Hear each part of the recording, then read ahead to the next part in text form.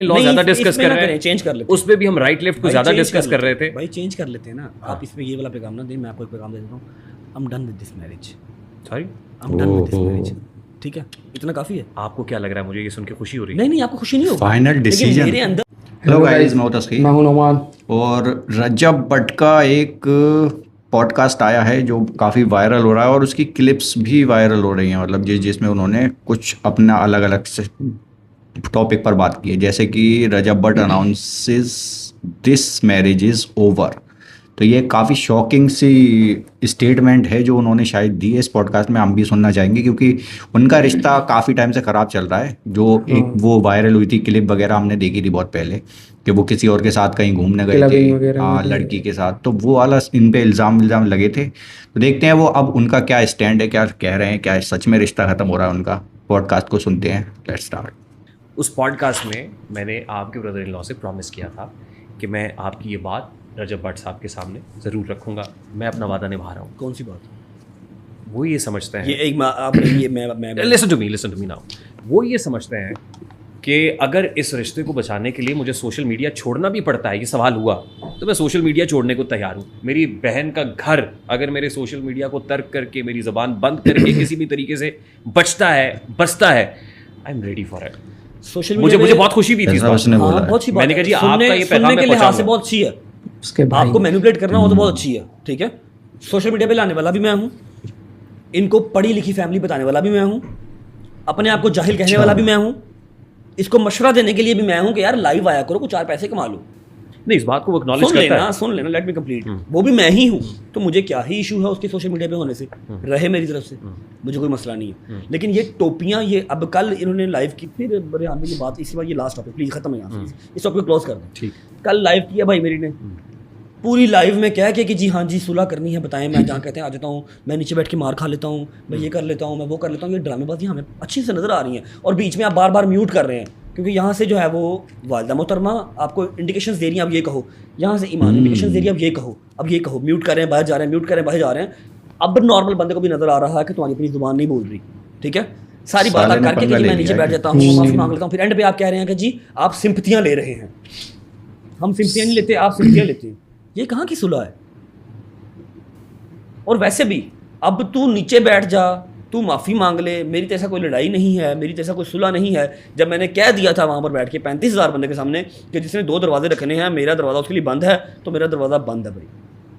End of the conversation बस। आपके brother in law ने ये भी कहा इनफ इज इनफ। ये मुझे क्या है? ऐसी चीज देखिए, सुने लास्ट वार्निंग, अगर इसके बाद कोई ऐसी चीज मंजरे आम पे आई, झूठी बना के आई या कोई आई, तो फिर मैंने सच्ची चीजें निकालनी शुरू कर देनी है और मुझे फिर रोक कोई नहीं सकता। अभी भी खामोशी रखी है, आगे भी खामोशी रखूंगा। आज के बाद अगर किसी ने भी ये हरकत की तो फिर मैं ऐसी चीज निकालूंगा ना, ऐसी चीज कि लग समझ आएगी, थर्ड पर्सन को भी लग जाएगी और बाकी सबको भी लग जाएगी, ठीक है। सब रिकॉर्ड मेरे पास ट्रैक हो गया, सब रिकॉर्ड है, किधर से क्या हो रहा है, किधर से ट्रैक भी हो गया, किधर से ये जा रहा है, सारा रिकॉर्ड, किधर से पैसे जा रहे हैं, किधर से क्या रहा, और एक एक चीज को लेकर एलिगेशन या इल्जाम लगाया। हाँ जी, खबरदार मैं कर रहा हूँ, खबरदार कर रहे हैं। मशीन मैं कर रहा हूँ कह रहे हैं मेरे वॉइस नोट्स क्यों लीक कर रहे भाई। हैं, मेरे एआई जनरेटेड वॉइस नोट्स और चैट्स क्यों लीक की जा रही है? वो एआई है तो उसके ऊपर केस कर दे। एआई के ऊपर तो एनसीसीआई बहुत ज़्यादा स्ट्रिक्ट है। जब आप वो करेंगे केस तो उसके पास भी कुछ ना कुछ होगा, वो फिर निकाल के रख देगा स्क्रीन रिकॉर्डिंग कि ये लें भाई, ये आपके वॉइस में सब जाके क्लिक करें तो आपकी प्रोफाइल आईडी भी खुलती है। स्क्रीन रिकॉर्डिंग्स एआई नहीं होती, फॉरेंसिक कर लेना जाके, क्यों नहीं करता? बात बात पे कुरान तो आप उठा ही लेते हो, इस बात पे उठाओ ना। रजब भट्ट साहब, नाउ लिसन टू मी, मैं इसको क्लोज कह रहा हूँ। देखिए, उस फैमिली का काफी तगड़ा सीन चल रहा है यार अंदर। दरवाजा बंद करके मियां बीवी आपस में मसला हल कर लें, जेड़ा तुसी जिन कटना है काट लाओ भाई। ठीक, मैं एक बात बता दूं, ये इस पॉडकास्ट में भी हम ब्रदर इन लॉ ज्यादा डिस्कस कर रहे हैं, चेंज कर लेते, उस पे भी हम राइट लेफ्ट को ज्यादा डिस्कस कर रहे थे भाई। चेंज कर लेते हैं ना। आप इसमें ये वाला पैगाम ना दें, मैं आपको एक पैगाम दे देता हूँ। I am done with this marriage, sorry, I am done with this marriage, ठीक है। इतना काफी है। आपको क्या लग रहा है? मुझे ये सुन के खुशी हो रही है। नहीं, आपको खुशी नहीं होगी, फाइनल डिसीजन मेरे अंदर जो सारा कुछ है, की तरह मैं मुनाफकत की यारी दोस्ती नहीं चला सकता। मैं मुनाफकत का रिश्ता क्या ही चलाऊंगा भाई? ना उसकी को मजबूरी है, ना मेरी को मजबूरी है, ठीक है। किवान रहा, जहाँ तक बात किवान की, किवान सुल्तान भट्ट की, वो मेरा बेटा है, ठीक है। मेरे पास जो कुछ भी है वो उसी का है, ठीक है। उससे मिलने से मुझे कोई रोक नहीं सकता, ठीक है। लेकिन अगर आप कहें कि मैं इस शादी को इस तरह से लेके चल लूँ कि मेरी बेगम मेरी माँ को परफ्यूम चोर कह रही है, मेरी सास मेरे बाप को कह रही है कि तुमने कितनी औकात है, मेरा जो ब्रदर इन लॉ है वो कह रहा है ओए पंगा पड़ गया, नहीद आ रही है।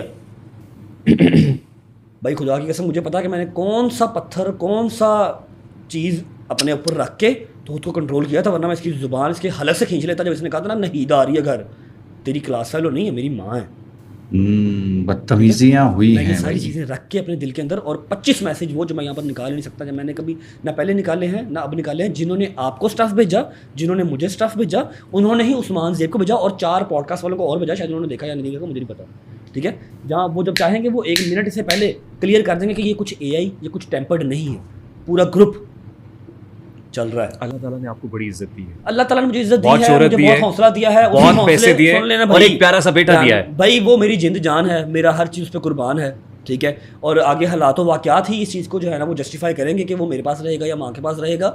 उसके बाद ये कि जो कुछ भी मेरे पास है, चाहे 1 है, चाहे 1 करोड़ है, चाहे 1 अरब है, वो उसी का है। I have got so many messages I know, मेरे पास लोग 5,000 लोग मुझसे क्या एक्सपेक्ट कर रहे हैं भाई। प्लीज रजब भाई को मत। आप सही कह रहे हैं, लेकिन लोग मेरी फीलिंग्स नहीं समझ सकते। एक बेटा होगा ना जो इकलौता होगा, जिसकी माँ ने, जिसके बाप ने उसके लिए बहुत ज़्यादा जतन किए होंगे, मन तो मुरादों से लिया होगा, ठीक है, और फिर वही माँ उसकी शादी करके लेके आती है अपनी पसंद की लड़की से, और वही लड़की आके उसको कहती है तुम परफ्यूम चोर हो, जिसकी एविडेंस मेरे पास है, सारा कुछ है। ये तो छोटी सी बात है यार, परफ्यूम चोर हो, मैं सिर्फ जुबान पर लेके आ रहा हूँ क्योंकि ये निकल चुकी हुई है बात, ठीक है। उसकी सास कह रही है कि तुम्हारा तो बाप की औकात ही कोई नहीं है। उसका भाई जो है वो कह रहा है मैं लेके आया था जो एजुकेटेड फैमिली है, छोटी फैमिली है, खुश रहेंगे जितनी की मेरी है उतनी की उसकी है, ठीक है। उसका भाई कह रहा है कि जी नहीद आ रही है हमारे घर, पंगा पड़ गया। किन को बता रहे हैं? फैंस को, एडिटर्स को। करो लीक, ये कह रहा है ना कि मैं फिर वो लीक करूंगा, कर लीक। ये सिर्फ अल्लाह का शुक्र अदा करे कि मैं इसके सामने नहीं आया, मैं इसकी ज़ुबान इसकी हलक से खींचता जो लफ्ज़ इसने मेरी माँ के लिए यूज़ किया ना, नहीद आ रही है। दूसरी तो चलो जो उन्होंने कहा मेरे बाप की औकात नहीं है, वो भी मेरी माँ ही है। गलत कहा भाई, वो गलत कहा ना, गलत कहा, वो जस्टिफाइड नहीं है। रेहान भाई, मैं अपने दिल के अंदर ये बातें रख के ये रिश्ता नहीं निभा सकता, मेरी कोई मजबूरी नहीं है। मेरी अभी सिर्फ 30 साल एज है, उसकी 27-28 साल एज है, 28 साल एज है उसकी भी, ना मेरी कोई मजबूरी है ना उसकी मजबूरी है। हम डन विद मैरिज, और ये टॉपिक प्लीज़ ख़त्म करते हैं, पॉडकास्ट बोरिंग हो। Thank you. आपके बहुत सारे फैंस बहुत बहुत दुखी होंगे। मुझे अनसब्सक्राइब कर दें, मुझे ना देखा करो, ठीक है। पता क्या बात है, कई बार अगर बोल आप चुका कहें है। कि जी जिसने 28, 29, 30 साल का बेटा पढ़ा किया, पैदा किया, मजदूरियाँ की, सिक्योरिटी गार्ड की नौकरियाँ की, कपड़े सिलाई किए, मैंने ऑफिस बॉय के काम किए, वो सारा कुछ भूल के मैं 1 साल पहले की शादी देख लूँ, ठीक है, और उस शादी में रहा भी ऐसे, आप मेरे घर सिर्फ 1 महीना ही हो, 1.5 साल की शादी में सिर्फ 1 महीना आप मेरे घर रहे हो, वरना आपकी माँ के घर बैठे हुए मैंने पैसे भिजवाए हैं। हर चीज़, भाई सुन लेना, लेट मी कंप्लीट, मेरे अंदर की भी भड़ास है जो मैं कभी बोला नहीं, ठीक है। हर चीज़ आपकी पूरी की है वहाँ पर बैठ के भी। 20-20 सूट आपके 1 महीने के अंदर आए हुए हैं और डिज़ाइनर्स आए हुए हैं, समझ लगी है। प्रमोशनें मैंने की हैं और इवेंट्स आपके मैंने किए थे, शादी भी इस तरह हुई थी, मेरा मुंह ना खुलवाएं तो बहुत अच्छी बात है, ठीक है।